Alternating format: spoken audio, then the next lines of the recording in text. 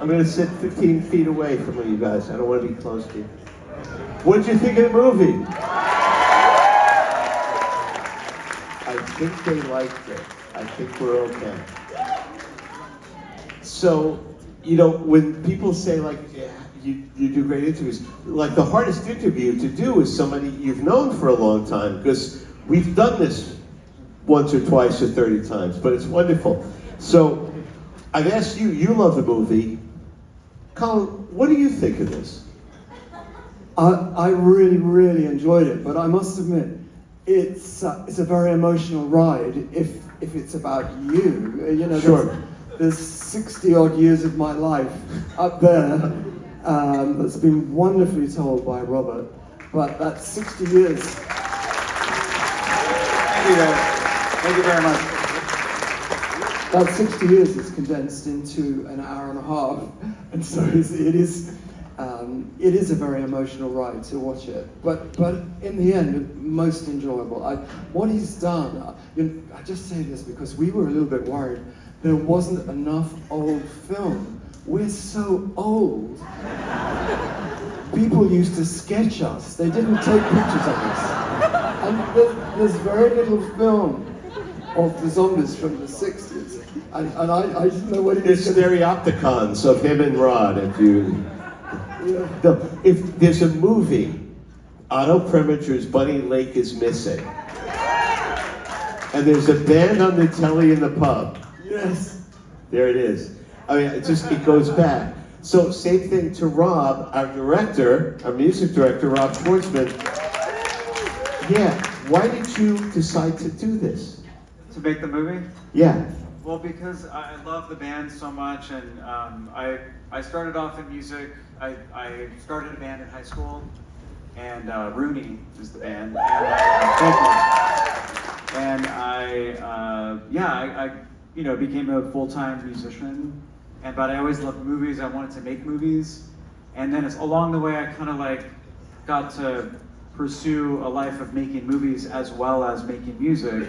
I never had made a documentary. I've made scripted features. So when you're working to a script, it's different than shooting a doc. Because a doc is you're sort of learning as you go, and you want to go pick up a shot and go back. You do that with a scripted movie, but a doc is really shadowing subjects and discovering story points along the way and then crafting the film. But I just felt, if I'm going to make my first doc, I'd like to make a movie about a band, a music story. And I feel the band that hasn't had their story told that really deserves a film is the Zombies. So anyway, I just felt inspired, and it was COVID. We were all sitting around, kind of waiting for the world to begin again. And a friend of mine knew the band and put me in touch with the managers, and then with Colin and Rod, and we had a great Zoom session, right? Yeah, absolutely. But I sort of pitched the let's go make a movie kind of a thing on a Zoom, and it's tough to express your emotion and trust people, If you don't mind, I didn't even ask if it's okay, but his pedigree, Robert Schwartzman, Jason Schwartzman, Mom Talia Shire, Uncle Francis, you have to make movies. You really don't have a choice. Well, and those are different than docs too. But those are stories. A doc is a story. I think for me, a great documentary is something that's still an emotional experience. I wanted this film. Colin's sitting here, so it's awkward to talk about this with him. No, go ahead. We'll just make it positive. It is positive. With a music film, you track the story that. You want to hit the main points. Thank you for bringing the mic in. But you want to feel the character. These are characters. These are subjects that we're investing our time in as an audience. So you want to really feel that they're pulling you in on an emotional level. So, but you talked about other filmmakers, actors. Growing up around filmmakers, there's a sensitivity to storytelling and the experience of showing. My grandfather was a musician, so it wasn't just film, it was music too. But anyway, back to the Zombies, I think it was just important that we try to make the best film we can, because I think this was maybe the one chance we'll get to make a Zombies movie, right? And you killed it. You nailed it. You absolutely nailed it. You did. Beautiful job. Thank you. As long as these guys are happy, that's all I really care about. They're all very, very happy. I can tell you, I spent the weekend with them in St Albans, where we come from. Do you know where? Yeah, we were in St Albans on the weekend, and they were all raving about what Robert's done, and I just think it's a fantastic job. The most unique part of this story that I don't think any other band has ever had is your album comes out, legendary, psychedelic, Odyssey and Oracle, time of the season, this huge hit that all of us here in America hear every 5 minutes, and the band broke up before we even heard it. Yes. Which you must admit is the most bizarre story there is in rock and roll. Insane. It's insane. Were you surprised that that was such a hit? Well, first, let me go back, something we talked about. You know, he hated Time of the Season. Well, I'm not sure. Hated. Screaming. It wasn't my favorite track, that's for sure. That's a polite way of saying it. Okay. Go ahead. Well, it wasn't my favorite track, but what do I know? I mean, this has happened to me more than once. But Time of the Season was the last track that was recorded for the album. We were running out of money. We only had £1,000 to record the whole album in Abbey Road, which is the most expensive studio in the world, probably. And the song had only been written in the morning, and I was recording it in the afternoon. I didn't really know it, to be honest. I didn't know the tune. I certainly didn't know the words. And Rod Argent from the control, can I swear? Yes, of course. Okay. Rod Argent from the control room was trying to coach me to sing this song that I didn't know the tune, and I certainly didn't know the words. I got a red light in front of me proving that the studio's recording, time's going. I had a big clock in front of me, and I could see the hand moving up.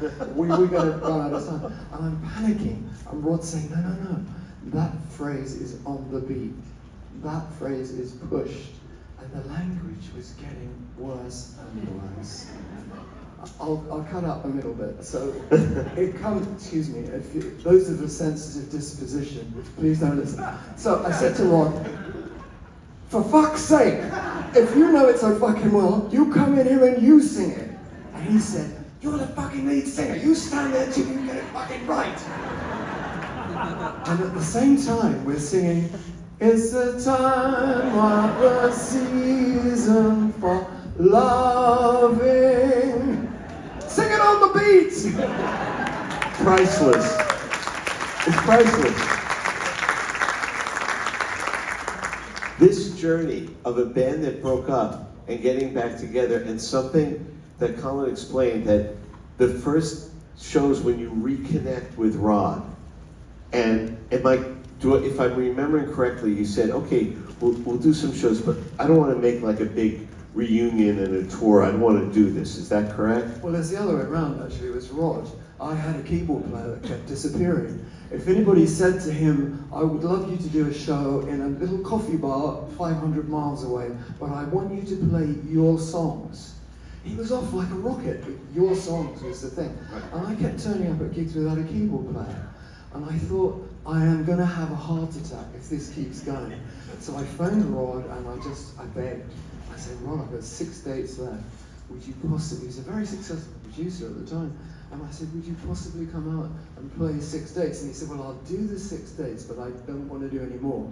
And that was in 1999, and we actually finished playing in 2024, so the 6 dates sort of stretched out a bit. This amazing story. Their managers, and I'm going to mention them, Chris Tuttle and Cindy De Silva, and who are here tonight. Fiona Bloom, who's part of it. And these guys said, let's do this. And if you're in, we're in. Let's take this journey together. It's one of the most amazing journeys, and I have this tiny little crumb of being able to help. They reached out to me and said, could you write a letter and get them a work visa to come to America, and we'll do some shows. And I said, you didn't know that I had done that because I wanted to... I didn't know till just now. Listen, I've got some money in my pocket. At least $5. If you have 5, I'll take 5. I only have 50. So, forget it. I'll take a 50. So, the cutting room, the old cutting room on 26th Street, you know, my home away from home where I do Breakfast with the Beatles, that's the first place I saw you guys play. And you think about this journey of playing these little clubs. And Jason, you didn't start, this man opened for ELO. I mean, but you don't start out opening for ELO, you know, it's a journey.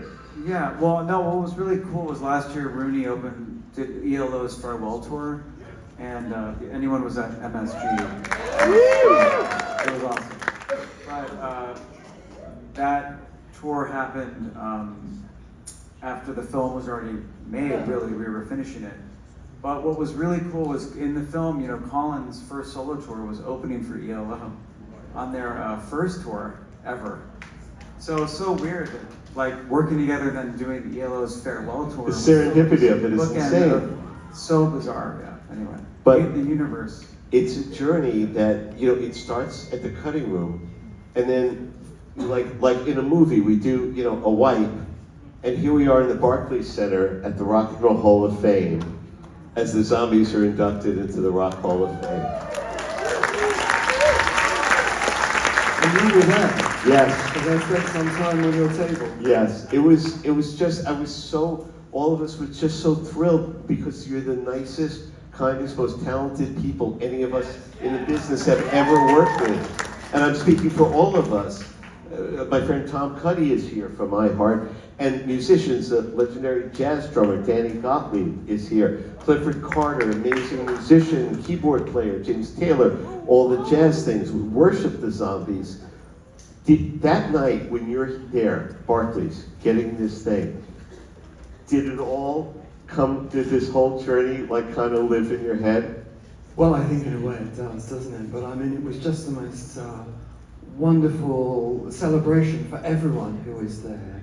And it's absolutely brilliant to be inducted to the Rock and Roll Hall of Fame because the fans vote for those bands that are inducted into the Rock and Roll Hall of Fame, but so do your peers do as well. And so it's a kind of a validation of what you've been doing for the last 60-something years. You know, we were always saying we were an emerging rock band, but we just took rather a long time to emerge. Perfectly said. I mean, that's what it's for the fans. It's for all of us who love you to say, yes, it's validated. You know, we love you, but now there's a sort of stamp on it of what it means. And I think the journey is just, it's incredible. And to encapsulate it, Robert, in this movie, just absolutely hits the spot. Kudos. Congratulations. So well done. There's one point, I don't want to run too long, but there's a lovely story that Rod had told years back at Q1043, that when they got Hugh Grundy and got Chris Wright back, tell me if I'm remembering this correctly, that you said to me, we worried that you and Rod said, I wonder if they can play, I wonder if they know the songs. Oh, he knows what I'm going to say. Finish the story, please. So in 2008, we decided to do the 40th anniversary of the release of Odyssey and Oracle. And the idea was to use the original guys. And sadly, Paul Atkinson has passed away. But Rod and I were playing every night and figured, you know, we figured we were pretty hot. You know? Hugh and Chris hadn't played at all. And so we said, you know, we should really all get together and see if they can still play. So we get together, and they've obviously been practicing, probably for a month. They're absolutely note perfect. And Rod and I were absolutely rubbish. We were terrible. But in the end, we had to practice too. In 2008, we did the 40th anniversary of Odyssey and Oracle. And then we did it the next year, and then we brought it to America, and we've done it several times in America, and we've done it in Europe as well. So it was wonderful after all this time. I think it was released in America in 1968. And this is the first time we ever played the album live in its entirety. It was wonderful. For us, anyway, it was. It was for us too. Believe me. And you know, the gift for all of us, and for me as well, there's so many young people who fell in love with the late 60s psychedelic British invasion. You know, I'm not telling you anything, you know, like probably 40% of that crowd was under 25. to see, because Odyssey and Oracle follows right on the heels of Sgt. Pepper's. You know, the Moog synthesizer in Studio 2, the late Jeff Emmerich, may he rest in peace, my dear friend, the engineer for the Beatles, for Pepper's, for all of those, for Revolver, was working on Odyssey and Oracle. And it was like the energy, the magic of that time just went into that album. And, you know, all these young people wearing bell-bottom jeans and psychedelic shirts and beads. It was spectacular. It was a beautiful time that you recreated. And it's something we need now, I think, as much as we ever did then.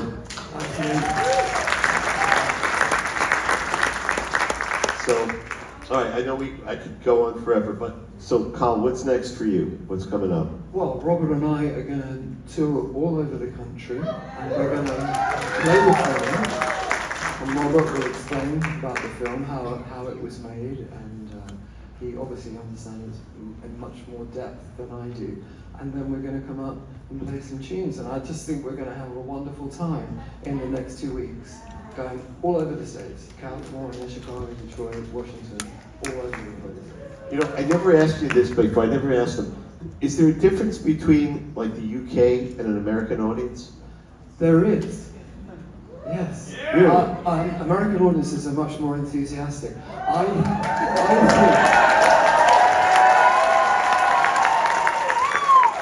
guess you're right. I think music means much more to the American public than really it does in the UK. Really? I really believe that, yeah. So that's why it's always, for any British musician, it's so exciting to come and play in America, always. Wow. Yeah. Fantastic. And so Rob, so you're going to go out and tour with Colin. And then what's next for you as far as films, career, what's up? Such a big, heavy question. I feel so naked right now. Yeah, I mean, we're gonna, the movie, I'll tell you more about the movie, what's up for the film. We thought it'd be really interesting to screen the film in music venues and then do a performance after like this. So This was perfect. Am I right? This is perfect. The movie was in theaters in May in the U.S. and in the U.K. So it was in theaters traditionally. It was you would buy a ticket and see a movie. It plays at 3 and at 5 and all that stuff. But to make it feel different, to get together like this, it feels different in this room right now than just a normal movie screening. Yes. So this is we wanted to change up the feeling of a movie screening, and you know, with Colin, just being able to get together and do this is so special, and so we're going to take it on the road as we just talked about. So thank you guys for being here again, and then so hopefully we can do more of this again. I don't know. Hells to the yeah. But yeah, doing the ELO tour was really, really exciting to like just go play again, because I had taken some time off from playing, and then I'm gonna make a new album at some point soon and get it out next year, and then go back and go back on tour next year, full headline run. I'm going out with the Psychedelic Furs this month. Nice. Excellent. Yeah. And then I'm starting a new documentary, which is really exciting. You sure you want to go through that again? Yeah.